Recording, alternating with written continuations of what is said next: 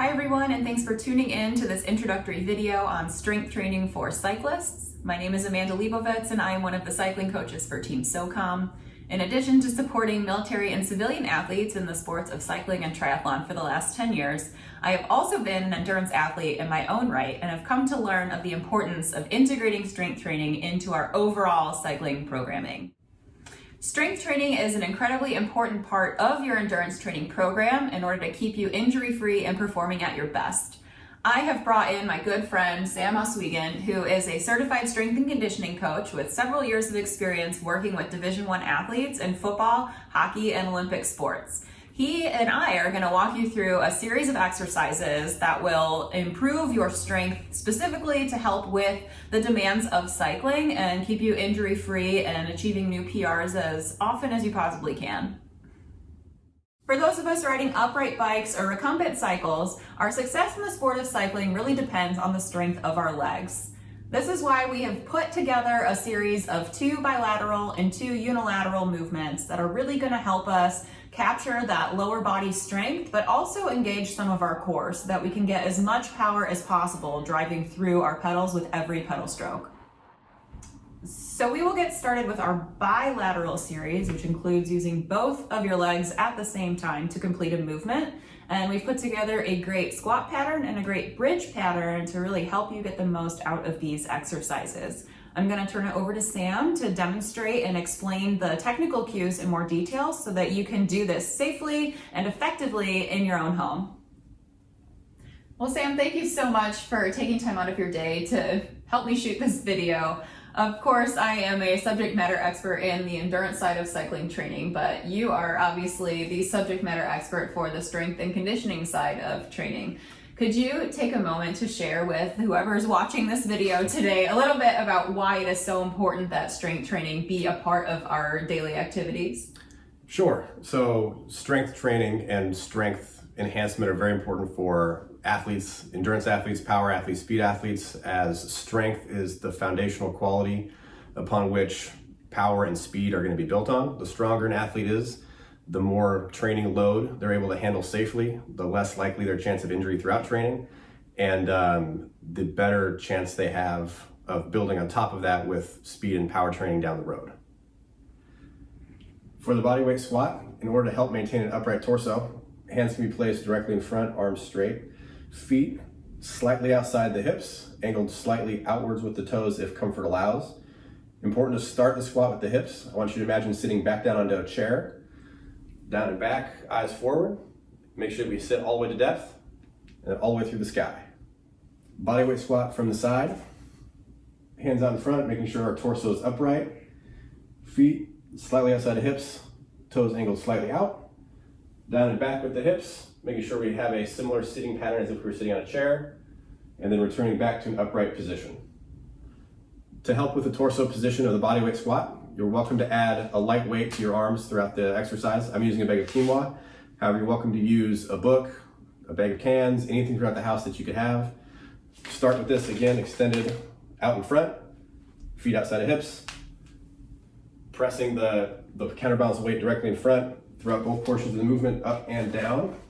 This will help you keep an upright torso angle throughout the bodyweight squat. A progression beyond the bodyweight squat is going to be the goblet squat. This is done with a little bit more weight. I'm here holding a dumbbell upside down, making sure that we support it with our elbows underneath, not flared out wide. This position is going to allow us to keep it close to the body and controlled. The squat pattern is the same as the bodyweight squat. Feet slightly outside of hips, toes angled slightly out based on comfort. Make sure we sit down to that same position, all the way down, all the way up. From the side, you can see that the goblet hold allows me to maintain that upright position with the weight a little bit closer to the body. If you don't have access to a dumbbell, you can use other items throughout your home. Here we have a jar of oats held in a same pattern, elbows to the side and underneath, sitting all the way down in depth and all the way back up.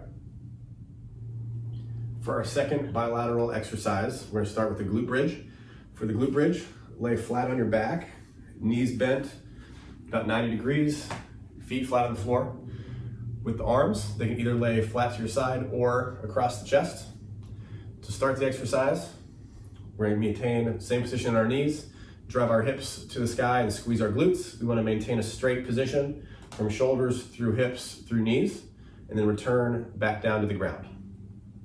To make the exercise slightly more difficult, you can go into a unilateral bridge. For this, you're going to take one of your legs and extend it straight out, either up to the sky or held in line with the remainder of the other knee.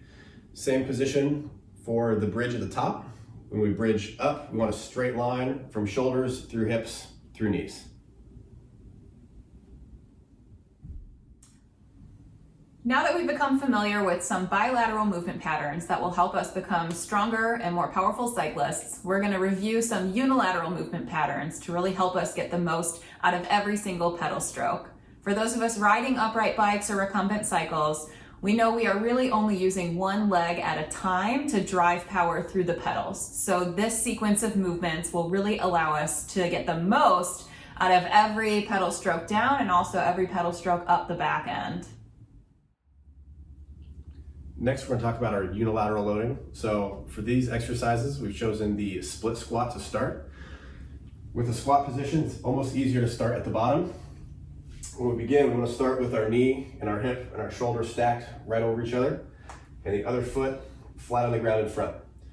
For this position right here, we're going to drive both legs up through the sky, making sure we don't lock out either leg, and we're going to return our knee to the same position that it started, gently tapping it on the ground. Torso position for the split squat is going to be very similar to the bodyweight squat. Up tall, you can put your hands in front if you'd like. You can also load the same with either a dumbbell or a counterbalance weight, arms locked in front. To string a few of the exercises together, just gently tap your knee and return through the sky.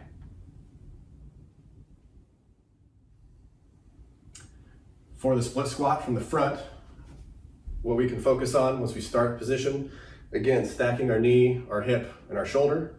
We want to maintain our front side knee over the foot, not let it deviate in or out. As you can see throughout this exercise, it should maintain that same position in line with the toe as we hit our reps. Our second unilateral pattern is going to be the lateral squat. For the lateral squat, take a much wider base than you did for the bodyweight squat or goblet squat. What we want to focus on is maintaining the outside knee directly over the foot when we're at the bottom position. If our feet are too wide, we're not going to be able to sit into a squat. If our feet are too narrow, my knee will track well outside my foot. Once you get your width positioned correctly, upright torso angle just like the previous squat patterns, sitting down and back into the squat with the hip, and then returning to tall position, alternating as we go. So we get both legs, or hitting all reps on one side before progressing to the other. For the split squat, I want us to be mindful of our hip depth at the bottom of the position, maintaining that slightly down and back behind the foot, again, as if we're sitting to a chair. That position will allow us to maintain an upright torso angle, as well as keep our knee slightly in front of the toe, which is acceptable during the lateral squat.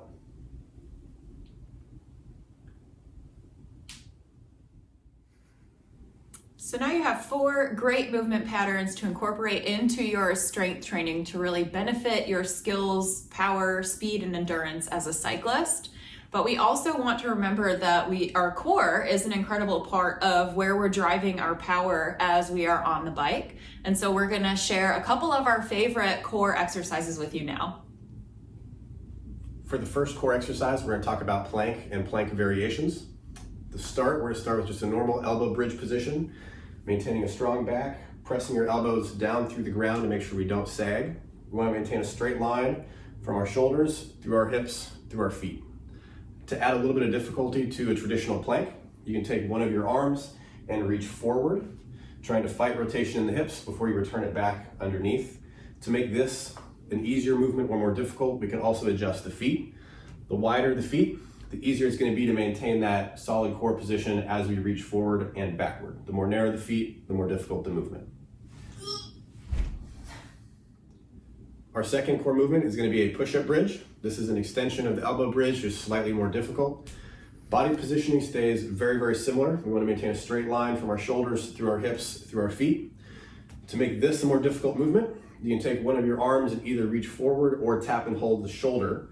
That's going to create some rotational forces in your core.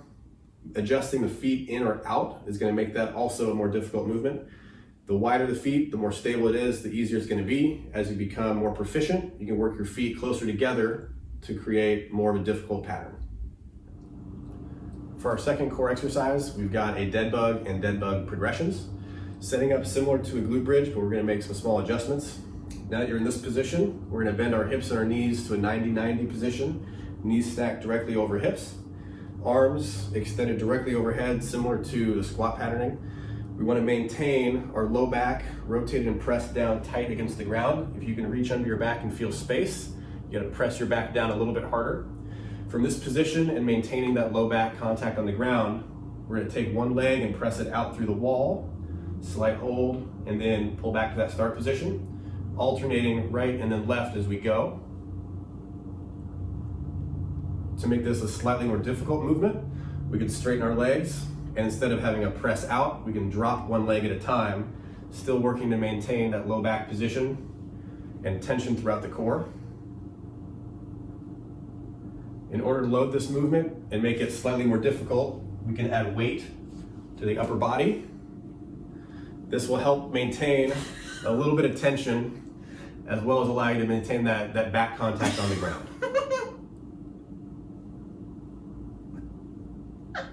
Only for standard doodles. We don't want to end our strength training for cyclists video without also addressing some of the unique needs for our hand cycle athletes, which is really going to be focused on maintaining a strong, healthy, and secure shoulder girdle, since most of what we're doing in hand cycling is powered through our shoulders and our upper body, including our chest, biceps, and triceps. To help build some strength and stability in the shoulder, we've chosen I's, Y's, and T raises for the upper body. It's important to start these with low weight or maybe no weight at all, just to get the basic movement pattern down before adding difficulty. As opposed to adding more weight to this movement, it's better to progress with more reps as opposed to heavier loading.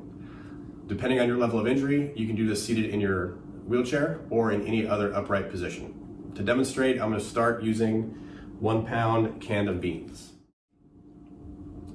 For the I, Y, and T, it's important to maintain a straight arm position with thumbs to the sky and to not raise the hands above the shoulder. For the I, we want to start in front and raise to a relatively narrow hand position at shoulder level. For the Y's, start outside the hips, out to a 45. And for the T, starting outside the hips and going completely lateral. From the side, you can see that I maintain an upright torso throughout all the movements, with arms straight ahead. The I's, again, relatively straight. The Y's out at a 45. And the T's completely lateral. For the second strength exercise for the upper body, we chose a curl to press. This can be done with a little bit more weight than the I's, Y's, and T's. However, it's still important to maintain some of the body positioning that I'm going to demonstrate to you now, so try not to get entirely too heavy with the loading. For the curl to press, start with the weight loaded down to your side, making sure it's not so heavy that it starts to pull you one way or the other. Curl up so that our thumb is close to our shoulder, wrist directly over the elbow, then finish pressing through the sky. Make sure that we extend up and through and not rotate through with the body. Return back to the loaded position at the shoulder and then back down to the hip. For the curl to press from the side, you can see that I start with the weight loaded at the hip. As I curl, I maintain the elbow directly under the wrist. Then as I press through the sky, I want to maintain my bicep close to my ear and my hand directly over my head.